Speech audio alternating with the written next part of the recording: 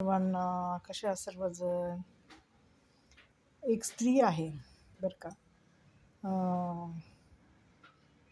चांगली आहे. तिला एवढं पण कळत नाही की आपण एखाद्याला आनंद द्यावा, एखाद्याला सुख समाधान द्यावा.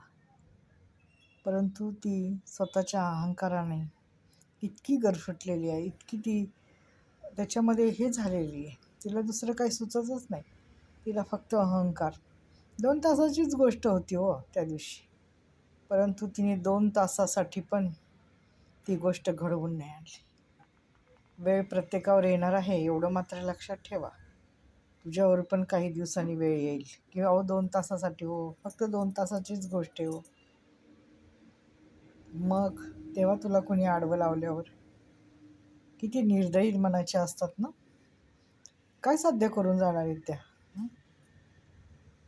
मेल्यावर काय घेऊन जाणार आहे?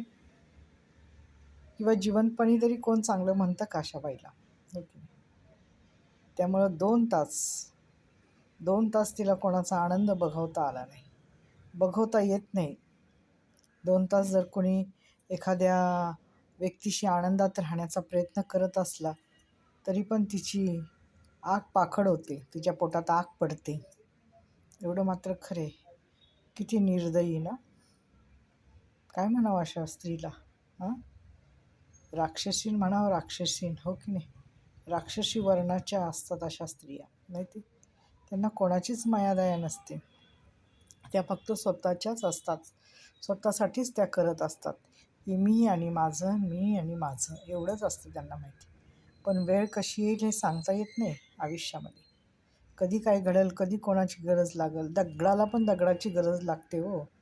माणूस दगड पण उचलतो आणि त्याचा पाया करतो, माहिती का. त्यामुळे एवढी घमेंड काय कामाची? घमेंड करावी ना माणसाने, पण इतकी घमेंड.